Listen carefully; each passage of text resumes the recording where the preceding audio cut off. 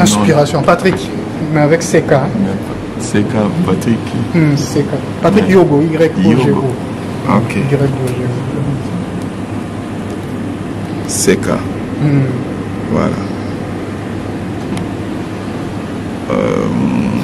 Je vous laisse l'inspiration. Voilà. Non, mais je n'écris pas beaucoup.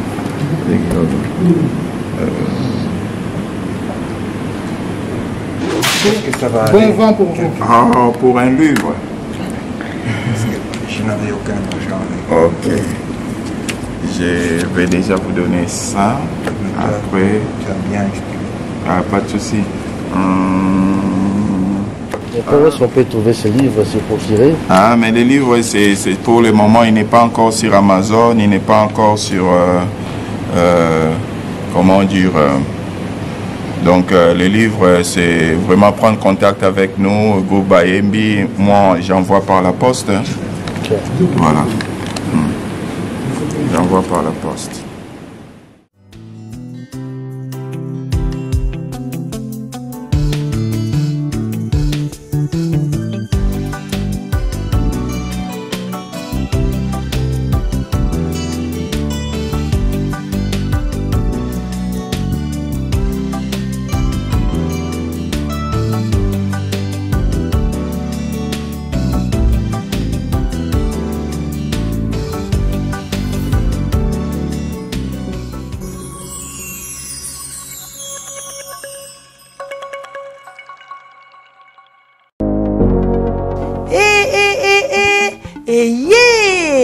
Nini lisusu Toroto City VIP de Maluku lisusu Banaki Bana Braza pe partout na mokili mobimba.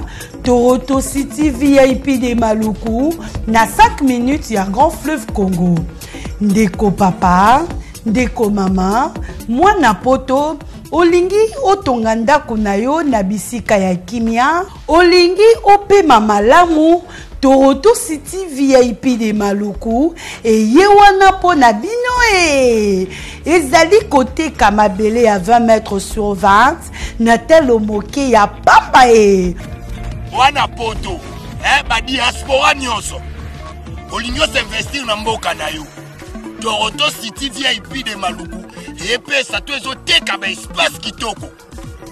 Toza 5 minutes ya mai matuni talalo bansa mutema yoko koma place oza ndenge nini tolonga kolongwa place Lazare sio mona presse to pasola nzela tala ngai muninga mbongo mukie menafandika wana 20 sur 20. Olingi oliambisi ba fruit na talo moke kimambango welela zwa mabele na yo na Toroto City VIP de Maluku. Tozali pembeni ya zone économique ya Maluku pe pembeni ya cité Vodacom. Pona ozwa esika na yo na Toroto City VIP de Maluku eza simple. Benga papa Willy Mafuta na numéro oyo +1 90 57 30 15 40. Toroto City VIP de Maluku esika esengeli pona moto nyonso apema na kimia Bana poto, venez voir Toronto City VIP de Maluku et vous allez être voisin de tout ça. Vous allez vivre tout ça. C'est formidable, c'est tout simplement formidable. Wow.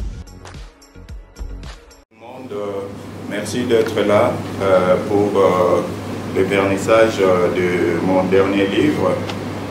Je parle du dernier qui vient de paraître parce que je suis l'auteur de 4 livres déjà. Le premier portait le titre Le réveil pentecôtiste dans le monde et en RDC avec comme un sous-titre Pouvoir et religion, une relation ambiguë. Le deuxième livre est un récit autobiographique engagé. Donc, avec comme titre l'article défini. Le troisième livre, c'est le temps de construire. Ça, ce sont les idées que j'ai mis en place pour le futur, probablement pour une thèse de doctorat. Et il s'agit de la renaissance africaine que nous allons prôner si nous devons faire une thèse de doctorat. Bon, pour le moment, pour aujourd'hui, ce qui nous intéresse, donc la dernière parution porte le titre de Zone tampon, réflexion sur l'aliénation politique et l'inconscience en RDC.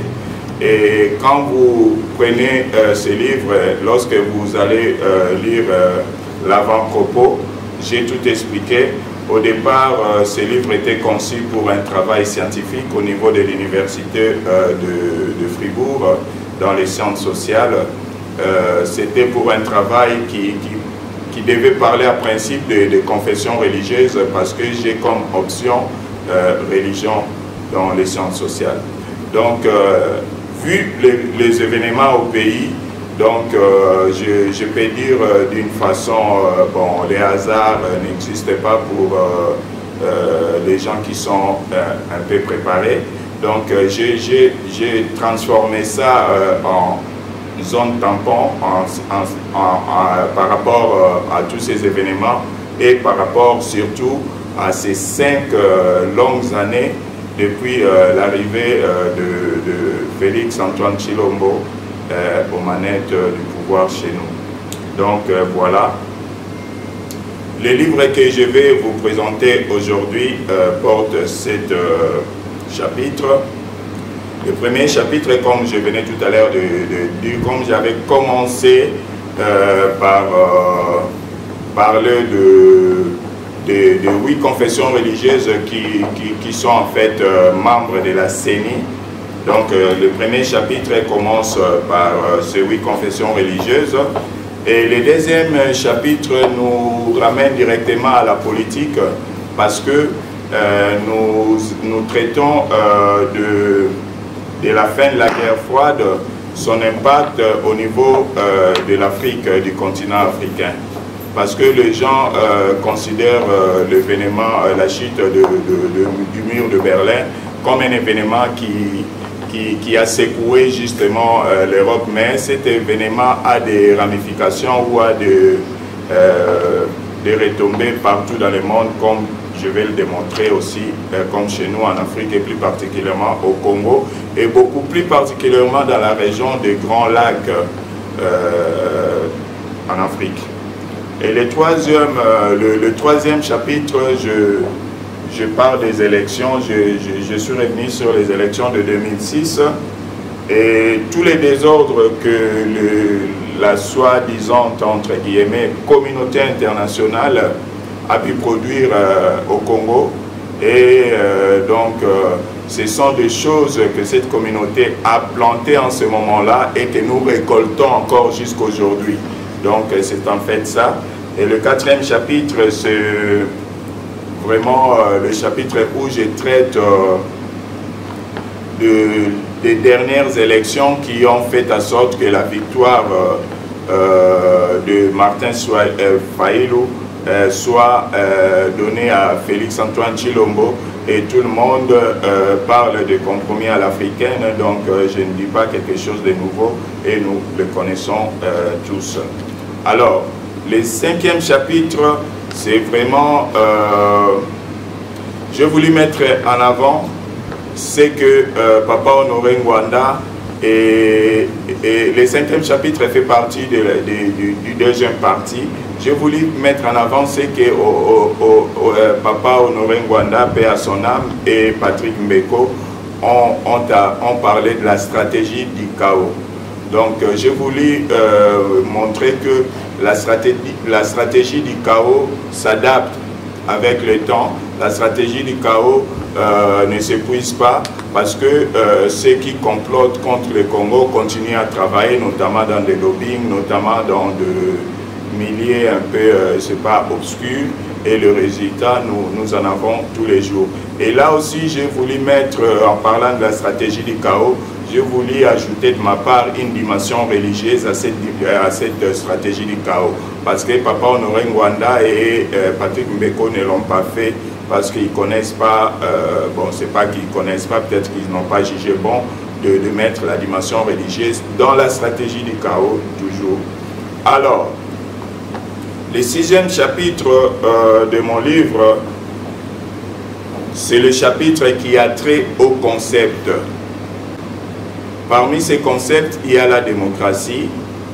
Et nous savions tous, depuis les années 90, la démocratie a été imposée en Afrique par les discours, notamment de François Mitterrand, les discours connus sous le nom du discours de la Bolle, lors de ce sommet-là. Et toute aide au profit de l'Afrique devrait passer par l'instauration du multipartisme, parce que c'était un jugement que l'Afrique ne progressait pas à cause de tous du système politique qui animait tout le pays africain. Il s'agissait du monopartisme. Et le septième chapitre, c'est la réflexion. Le 7e chapitre, c'est la réflexion sur... puisque la démocratie a posé des problèmes, donc nous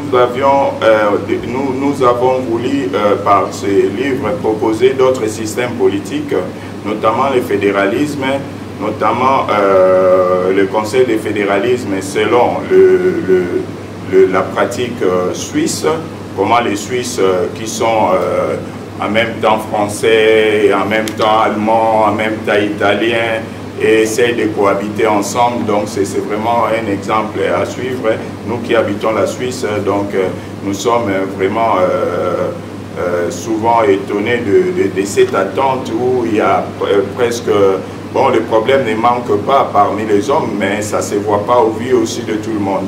Je m'en vais vous lire ce qui a fait en sorte que ce livre-là puisse prendre une autre tournure et que ça puisse être titré « Zone tampon ».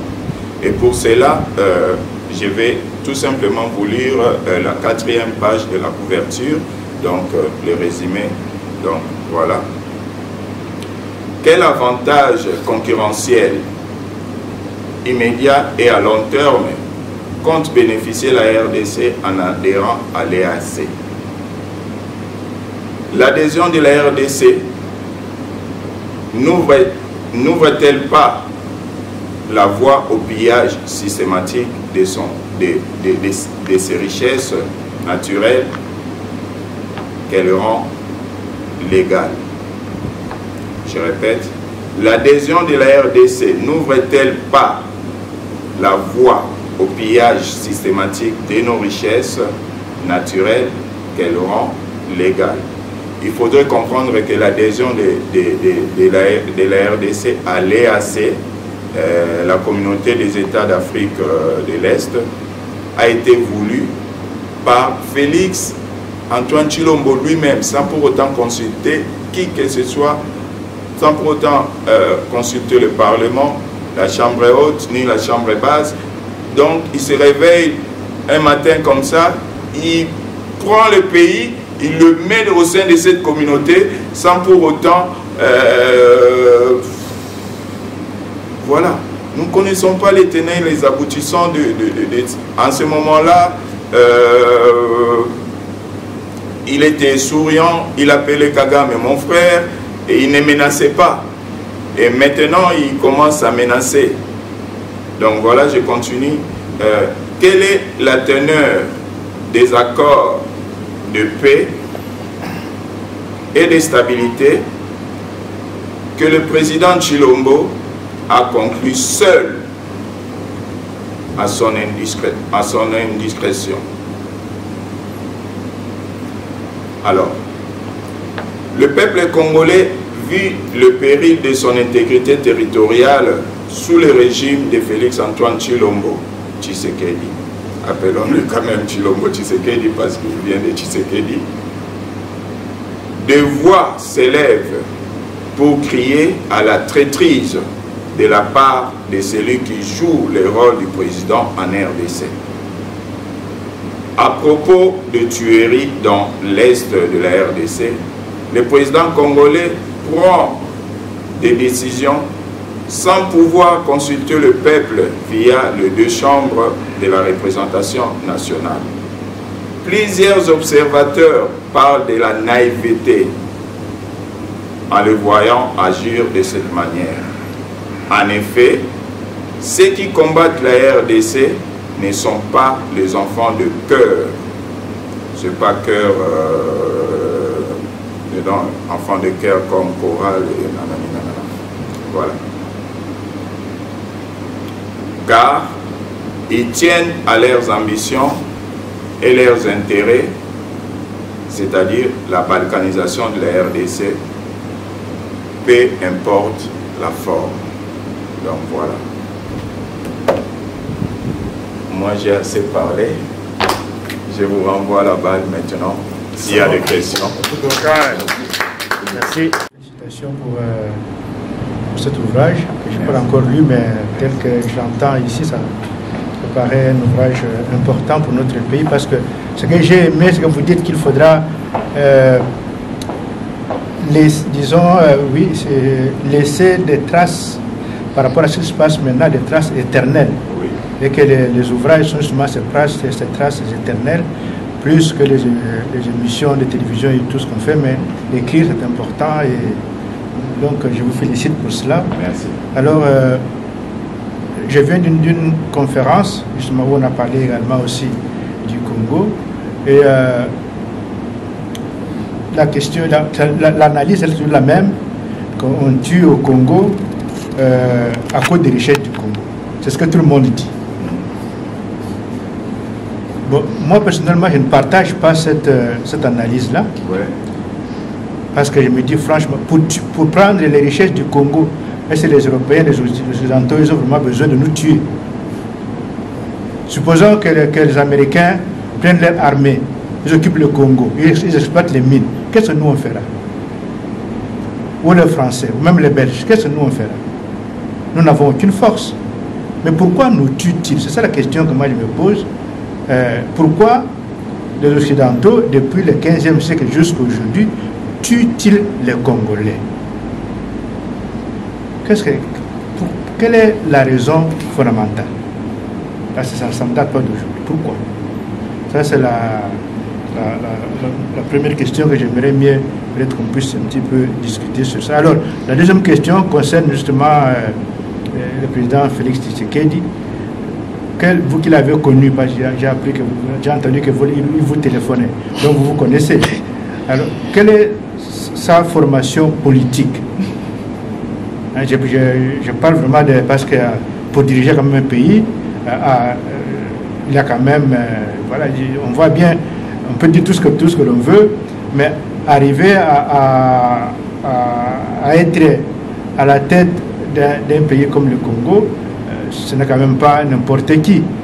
Il faut quand même une certaine stratégie, il faut quand même une certaine maturité. On voit bien, mais alors, quelle serait sa formation politique, objectivement parlant? Pas tout ce que l'on dit, mais ce que nous pourrons peut-être apprendre, des choses que nous ne connaissons pas par rapport à... La troisième question, pour terminer, nous avions vu des années écoulées que la diaspora congolaise était vraiment en avant pour défendre le Congo. Si le Congo est même resté, j'allais dire un peu encore uni aujourd'hui, enfin jusqu'à présent, c'est quand même l'action importante de la diaspora depuis 2011 jusqu'en 2018, disons. Et depuis lors, on voit que la diaspora, cette voie-là n'existe plus. Voilà. Et comment expliquer ça? Comment expliquer cela? Parce qu'au Congo, on dit que ceux qui dirigent la diaspora, est-ce que c'est pas la diaspora au pouvoir qu'elle ne fait plus rien ici en Europe, ou bien qu'il y a un autre problème? Bonsoir de nouveau, Monsieur Kisuka. Merci pour cette soirée. Merci. Je reviens de chez le dentiste, excusez-moi si mon articulation n'est pas très bonne, mais voilà. C'est déjà très bien qu'on ait enfin l'occasion de discuter sur des idées. Pas de souci. Et pas seulement sur des personnes, etc. Voilà. Ça nous fait du bien, et je connais beaucoup de gens qui sont ici qui aiment discuter des idées simplement. Voilà. Alors on va discuter des idées. Vous savez, et Ali me l'a souligné tout à l'heure, il laissait entendre que les églises semaient du désordre en politique au Congo, qu'ils avaient de l'influence sur la politique. Dans le même temps, vous nous signalez dans les différents chapitres qui concernent les élections en République démocratique du Congo, chapitre 3, chapitre 4, que finalement toutes ces élections n'ont jamais été l'expression du suffrage congolais. Troisième élément, la constitution de la République démocratique du Congo, maintenant là, et je crois dans les précédentes aussi, peut-être pas dans la première mais la suivante, souvent c'est dans le premier article, que la République démocratique du Congo est un État indivisible, souverain, etc., mais laïque.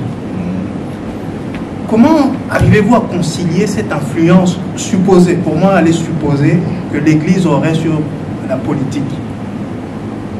Parce que non seulement vous dites que Joseph Kabila n'a pas gagné les élections, je suis certainement d'accord avec vous, mais alors en quoi est-ce que les églises auraient influencé les suffrages pour que ce soit lui, puisque ce n'est même pas lui qui a gagné? Étienne Tshisekedi aurait gagné, quelles églises étaient derrière lui pour qu'il gagne? Et pourtant, au final... Et maintenant, celui dont vous avez mis la photo sur votre livre, et ça serait une question d'ailleurs de savoir pourquoi vous avez mis sa photo, mais bon, je ne vais pas parler des personnes ici. Dernières élections, donc en 2018, pareil, on essaie de diviser les églises, etc. Mais le suffrage ne correspond jamais à ce que les Congolais expriment. Comment conciliez-vous ou expliquez-vous cette influence supposée de l'Église sur la politique? Ce n'est que ma première question. Au moment du fédéralisme, et dans l'administration de l'État, vous avez parlé d'une présidence tournante. Je ne sais pas si je vous ai bien noté au moment où vous parliez de l'anarchie. Vous l'aviez défini comme étant... L'ordre sans le pouvoir.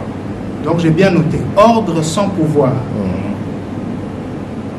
Alors que dans sa définition initiale, ça serait plutôt du pouvoir sans hiérarchie.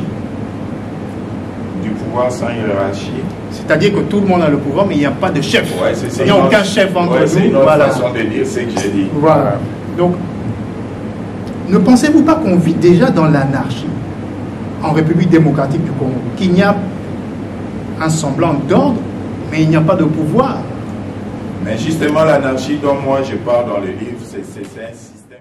Vous avez raison. Vous avez parlé de maturité, donc on n'est pas encore mature. Alors ça répond à ma question. Voilà, maturité. Mais sinon, nous avons notre part dans ces chaos. Nous avons notre part, à part en tant que peuple congolais, nous avons notre part, mais aussi entre guillemets, la soi-disant communauté internationale qui ne cesse de travailler sur cette stratégie du chaos. M. Pinipine l'avait dit depuis le 15e siècle jusqu'à Léopold II. Ça continue. Ça a été aussi... On devrait le savoir maintenant, après tant de siècles. Mais justement quand on passe du temps dans le tribalisme, on passe du temps dans le régionalisme, et quand on passe du temps à voler, on ne s'est pas formé, on ne sait pas le futur et tout. Tu vois, si tous ces gens-là ici en Europe est développé parce qu'ils voient très loin, parce qu'ils voient après nous dans 20 ans, ces jeunes-là, qu'est-ce qu'ils vont faire? Nous ne voyons pas ça. Nous ne voyons pas ça. On n'a jamais un projet dans 20 ans de Kinshasa. Mobutu avait l'habitude de le dire à ses conseillers, faites-moi un rapport, faites-moi un travail dans 20 ans. Comment Kinshasa, comment les jeunes. Quand on vient lui proposer ça, il prend ça, il met dans le tiroir et voilà. Merci beaucoup. Voilà. Merci.